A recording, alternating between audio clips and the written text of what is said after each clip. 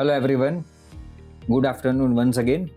સો last રીલમાં આપણે જોયું કે પાઇલ્સ કોને કહેવાય. આ રીલમાં આપણે પાઇલ્સ કેટલી ટાઈપના હોય એના વિશે જાણીએ. ટોટલ 2 ટાઈપના પાઇલ્સ હોય છે, એક બહારના મસા અને એક અંદરના મસા. હવે જે અંદરના મસા છે કે જે એકચ્યુઅલ પાઇલ્સ છે, કે જેને ઇન્ટરનલ પાઇલ્સ અથવા ઇન્ટરનલ હેમરોઇડ્સ કહેવાય, કે જેની અંદર દર્દીને સંડાસ કરવા જાય ત્યારે ગુદાદ્વારથી અને drop by drop bright red કલરનું બ્લડ પડતું હોય છે અને એ પેઇન વગરની કન્ડિશન છે, પેઇનલેસ કન્ડિશન છે. અને જે બીજા નંબરની વાત કરીએ છીએ આપણે બહારના મસા, કે જેને એક્સટર્નલ પાઇલ્સ કહેવાય.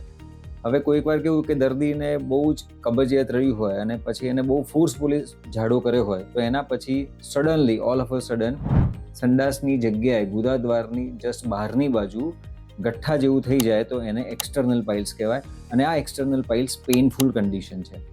Thank you.